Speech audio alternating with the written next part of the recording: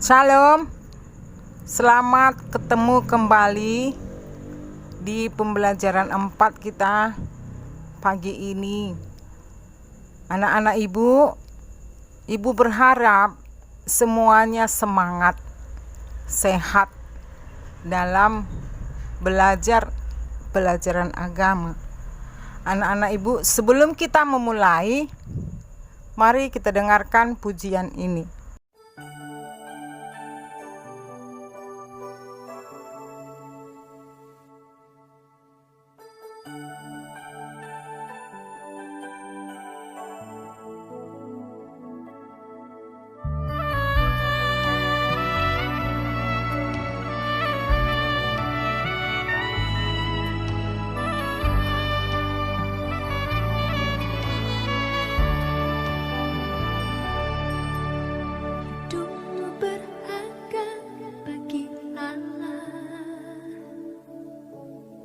Tiada yang tak berkenan di hadapannya. Dia ciptakan kau seturut gambarnya. Sungguh terlalu indah kau bagi dia. Dia berikan kasihnya bagi kita. Dia telah relakan segala-galanya. Dia disalib untuk tebus dosa kita. Karena hidupmu sangatlah berharga. Buluh yang terkulai takkan dipatahkannya. Dia akan jadikan indah, sungguh lebih berharga. Suluh yang telah pudar takkan dipadamkannya. Dia akan jadikan terang untuk kemuliaannya.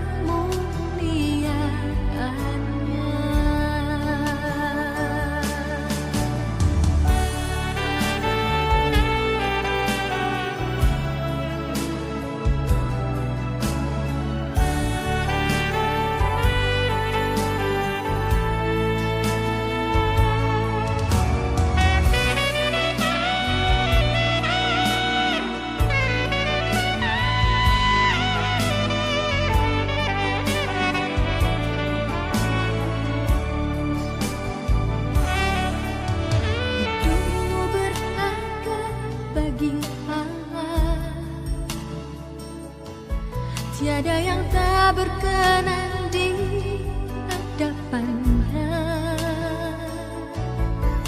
Dia ciptakan kau seturut gambarnya. Sungguh terlalu indah kau bagi dia. Dia berikan kasihnya bagi telah relakan segala-galanya.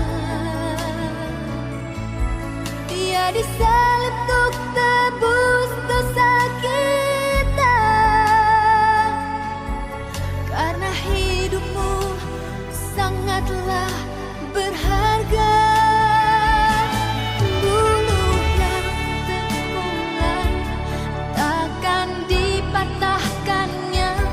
Dia akan jadikan indah, sungguh lebih berharga. Suluhnya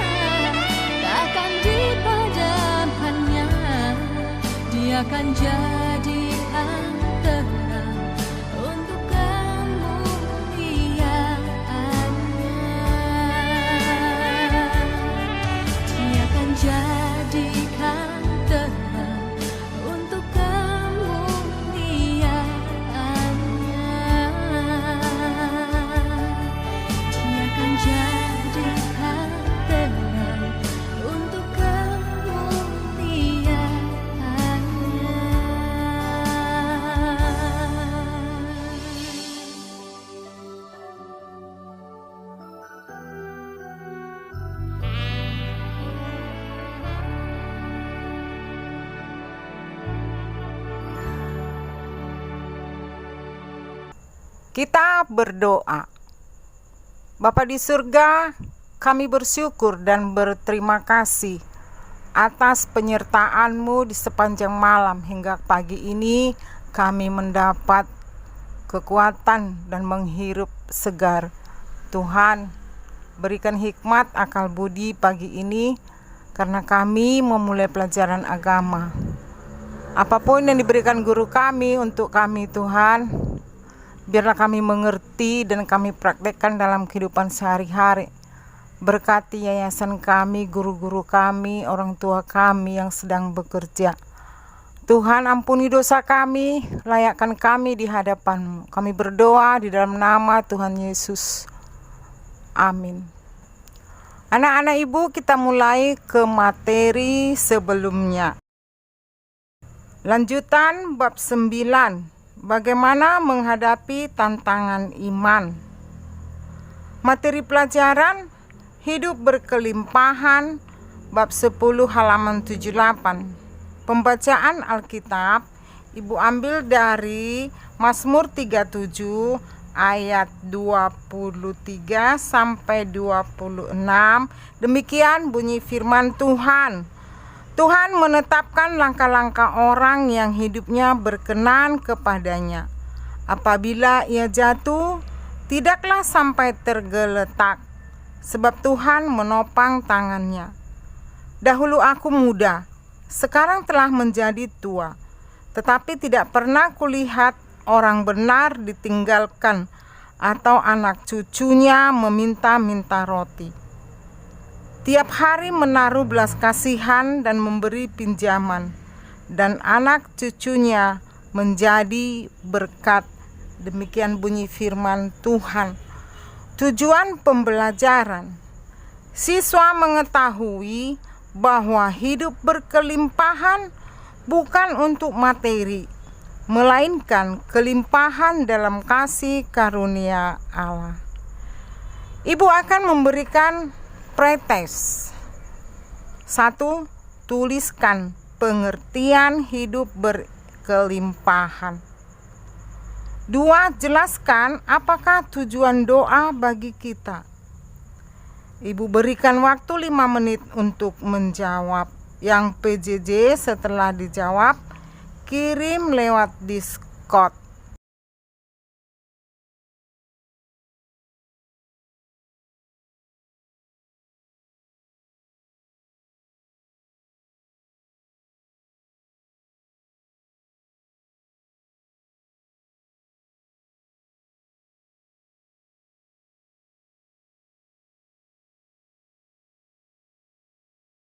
Waktu menjawab telah selesai. Sekarang buka buku halaman 78 bab 10. Ibu berikan waktu 5 menit untuk membaca.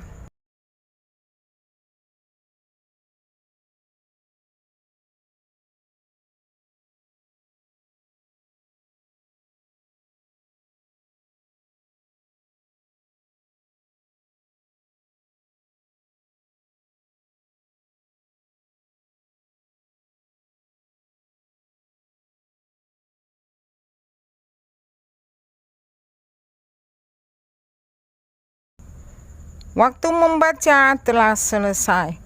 Nah, anak-anak Ibu, kita mulai ke materi pelajaran.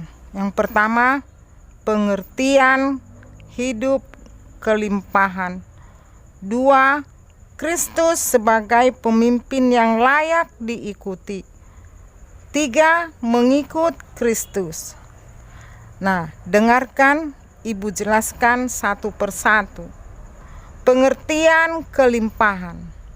Pengertian kelimpahan menurut KBBI, ke tanda penghubung, lim tanda penghubung, pah tanda penghubung an. Dari kata dasar limpah artinya 1. Tertumpah banyak. 2. Dikaruniai atau diberi banyak-banyak. 3. Hal limpah. Jadi hidup berkelimpahan menurut iman Kristen adalah menikmati persekutuan yang intim dengan Bapa kita di sorga melalui doa dan merenungkan firman-Nya, sehingga kita akan memenuhi tujuan utama Tuhan untuk hidup. Jadi makna hidup berkelimpahan bagi orang percaya adalah kelimpahan rahmat. Rahmat rohani maksudnya. Rahmat rohani lebih penting daripada berkat jasmani. Contoh hidup berkelimpahan. 1. Kita jangan hanya kaya secara jasmani, tetapi kita juga harus kaya secara rohani. 2. Saling tolong menolong. 3. Saling menghargai dan menghormati satu sama lain. 4. Tidak saling membedakan antara suku, ras, agama. 5. Jangan melakukan dosa-dosa yang menyakiti hati Tuhan. Nah, anak ibu, sekarang penjelasan kedua. Kristus sebagai pemimpin yang layak diikuti. Semasa hidup Yesus di dunia, Tuhan Yesus adalah seorang pemimpin. Tuhan Yesus banyak melakukan mujizat-mujizat, mengajarkan bagaimana seharusnya menjalani hidup agar mendapat makna terbaik. Yesus menyampaikan makna yang terbaik itu melalui khotbah di bukit, yaitu mengenai ucapan bahagia pada kitab Matius 5 ayat 3-12. Kamu baca di rumah. Khotbah di bukit adalah merupakan penjelasan tentang hidup sehari-hari. Contohnya tentang berdoa terdapat pada kitab Matius 6 ayat 8. Kamu baca di rumah. Ada 3 hal pesan Tuhan Yesus. 1. Berdoa untuk membina hubungan pribadi dengan Allah. 2. Isi doa kita adalah percakapan yang keluar dari hati kita. Tidak perlu panjang lebar. 3. Kita menunjukkan kebergantungan kita kepada Allah. Sekarang bagian ketiga, mengikut Kristus. Barna tahun 2001 mengatakan menjadi pengikut Kristus melalui sikap hidup dan gaya hidup kita menjadi Kristus. Tertulis pada kitab Lukas 14 ayat 25-27. Kamu baca di rumah. Ayat ini mengajarkan untuk mengikut Yesus, yaitu 1. Ketaatan. Ketaatan kita kepada Yesus Kristus. 2. Tentang mengasihi Tuhan Allah dan mengasihi sesama manusia yang terdapat pada kitab Matius 22 ayat 37-39. Kamu baca di rumah ya. Bila kita mengikut Kristus, ada 2 hal yang harus kita ketahui. Yang pertama, di dalam Kristus ada jaminan keselamatan. Kamu baca di rumah Yohanes 3 ayat 17. 2. Menerima hidup berkelimpahan. Kamu baca di rumah Yohanes 10 ayat 10. Jadi, yang harus kita lakukan dalam hidup berkelimpahan adalah melalui 1. Hubungan dengan Tuhan melalui doa. 2. Pembacaan Alkitab. 3. Persekutuan dengan sesama manusia. Rahasia hidup berkelimpahan adalah bila kita mengasihi Allah dengan sungguh-sungguh dan menjalankan perintah Allah. Sekarang Ibu berikan kesimpulan dari pelajaran ini mengatakan, di dalam Tuhan kita bisa mengalami hidup berkelimpahan. Hidup berkelimpahan bukan hanya aspek material, tetapi juga spiritual.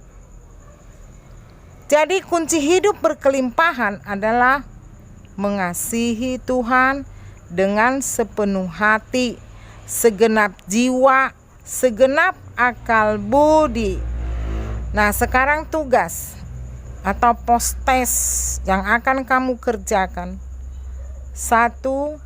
Jelaskan tujuan hidup berkelimpahan. 2. Tuliskan 2 hal yang harus kita ketahui bila kita mengikut Kristus. Anak-anak Ibu, sampai di sini pelajaran kita. Pelajaran minggu depan halaman 84 bab 11. Ingat selalu protokol kesehatan 5M. Memakai masker, mencuci tangan, menjaga jarak, membatasi mobilitas, menjauhi keramaian. Tuhan memberkati.